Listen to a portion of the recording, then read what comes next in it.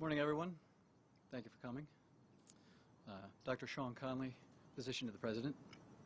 This morning I'd like to start by first sharing that the President and First Family, First Lady, extremely grateful for the enormous outpouring of support and prayers that the whole world and country have been providing and sharing.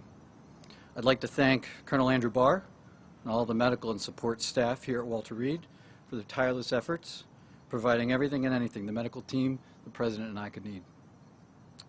This morning, the President is doing very well. Behind me are some of the members of the President's medical team, whom I'd like to introduce. Dr. Sean Dooley, Pulmonary Critical Care. Dr. Brian Garibaldi, Pulmonary Critical Care. Dr. Robert Browning, Pulmonary Critical Care. Dr. Jason Blaylock, Infectious Disease. Dr. Wes Campbell, Infectious Disease. Dr. John Hodgson, Anesthesia. Major Kurt Klein, Army Nurse. Commander Megan Nasworthy, Navy Nurse. Lieutenant Juliana Levopa, Navy Nurse. Lieutenant Commander John Shea, Clinical Pharmacist. And not present with us are Lieutenant Beth Carter, Lieutenant Maureen Meehan, both Navy nurses, and Dr. Jesse Schonow, Director of our Executive Medicine Program. As reported yesterday, in consultation with this group, I recommended we bring the President up to Walter Reed as a precautionary measure to provide state-of-the-art monitoring and any care that he may need.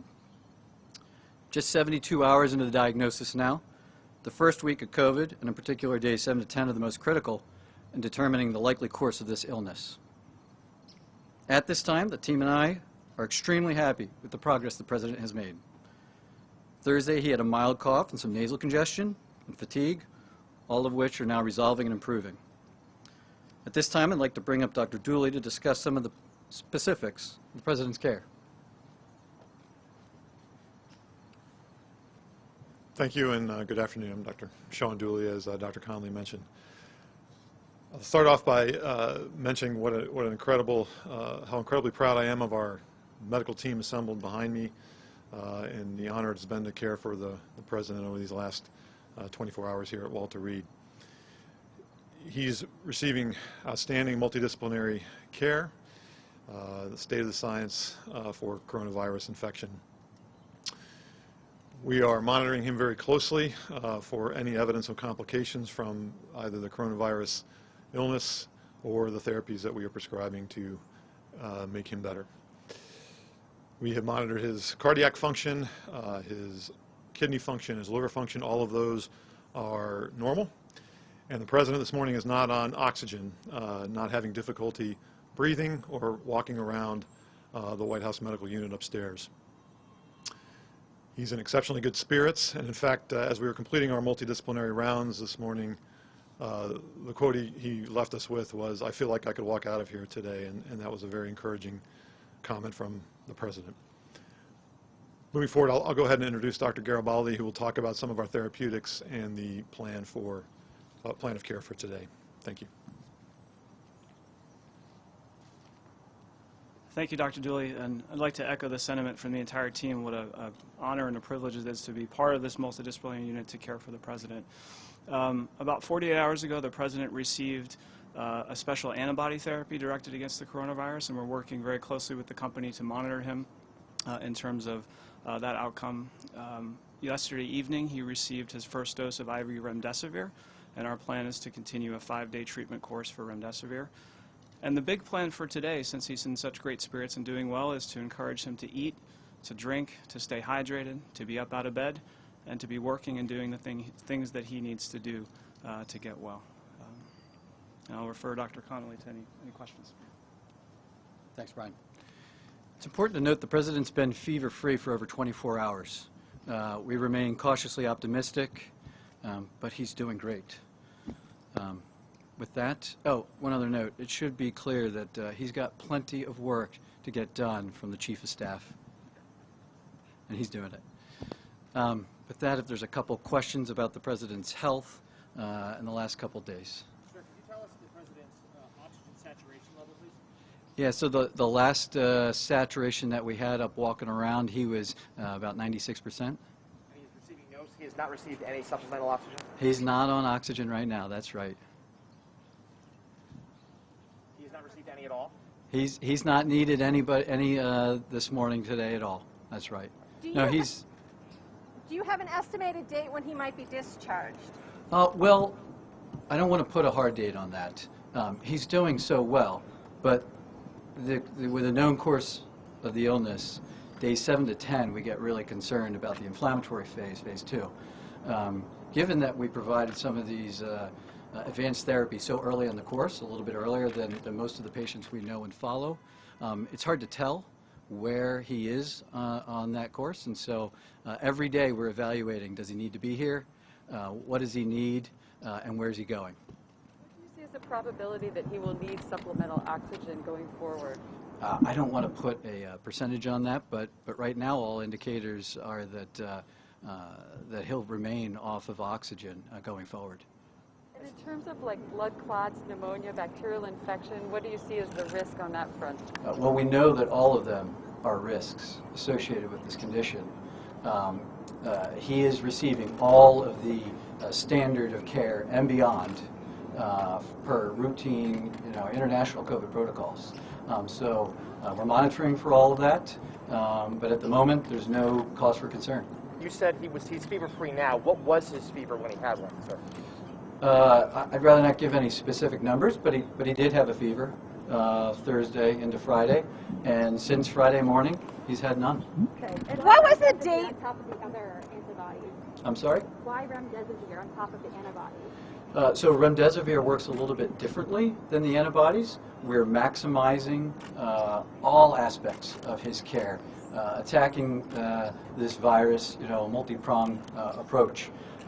As the president, I didn't want to hold anything back.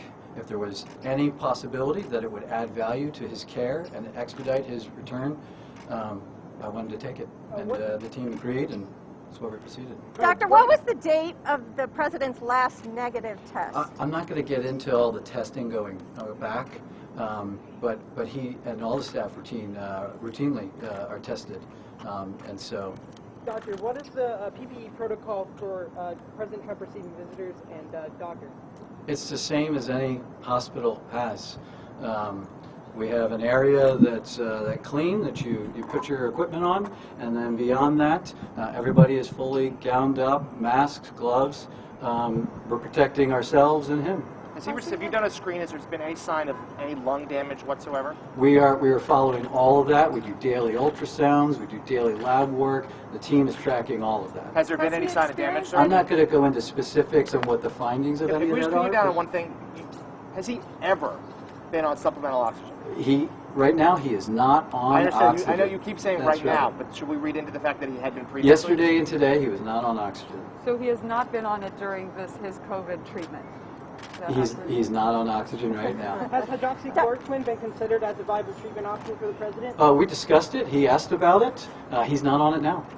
And in terms of symptoms, has he also experienced difficulty breathing? No, he has not. Never did. He had a little cough. He had the fever. More than anything, he's felt run down. Who is handling contact tracing? Is that the White House or CDC? The White House Medical Unit, in conjunction with in collaboration with CDC and local, state, and health departments, are conducting all contact tracing per CDC guidelines. When was the positive diagnosis made? You said 72 hours. That would put that Wednesday. Yeah. So Thursday afternoon, following the news of a close contact, is when we repeated testing, and given kind of clinical indications, that a little bit more concern, and that's when late that night we got the PCR confirmation that he was. Is there any clarity on how he became infected? Not going to go into that. As far as his care, it's irrelevant. Or when he became infected? Yeah, we're not going to go into that. We're just tracking his clinical course and providing the best care we can. Will President Trump have to stay at Walter Reed to get the 5-day remdesivir treatment? We discussed that. Right now, if he needs all 5 days, that will likely be the course. But again, every day we're reviewing with the team his needs for being here.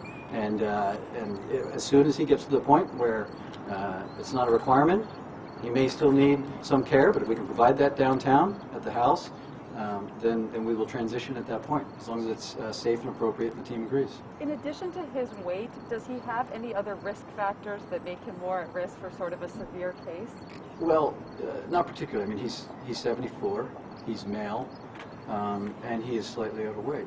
Other than that, he's very healthy. His cholesterol is great, his blood pressure is great, he's not on medication for that. He's up and active.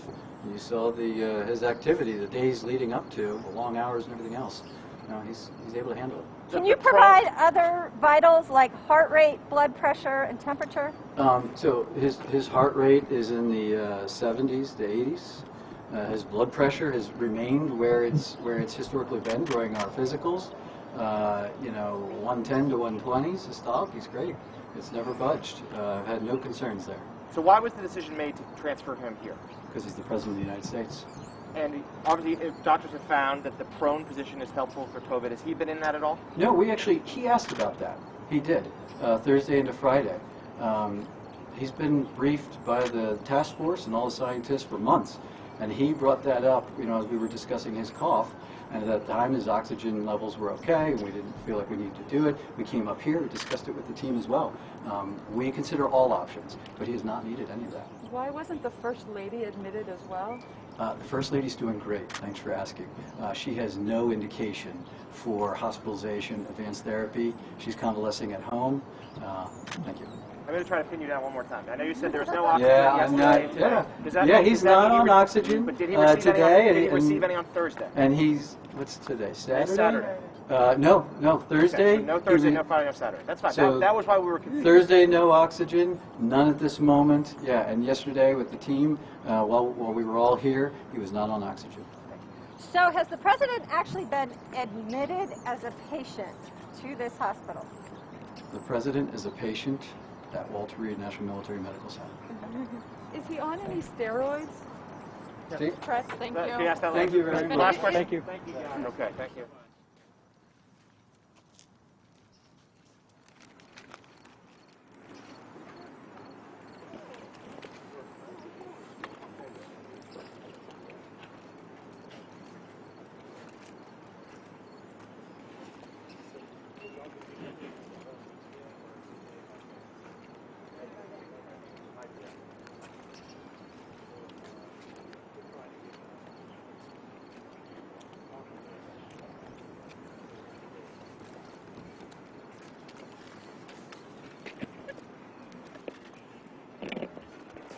Can I put in a full report that the White House expects to update the public daily?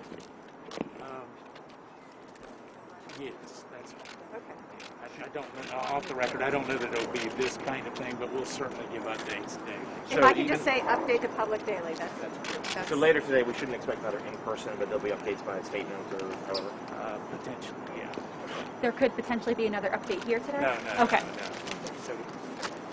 So for planning purposes, y'all can go home. You don't have to be here. I don't anticipate that we'll come back out. Thank you so much, Marty. Thanks, Get guys. some rest. Appreciate you guys. Thank you.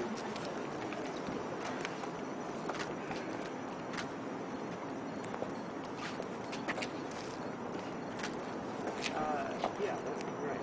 Thank you so much. I have the names of the doctors who were standing in front of you. So I had I'm sorry, I'm the cooler, and I put down this list, but it sounded like there were additional people when he was reading them off.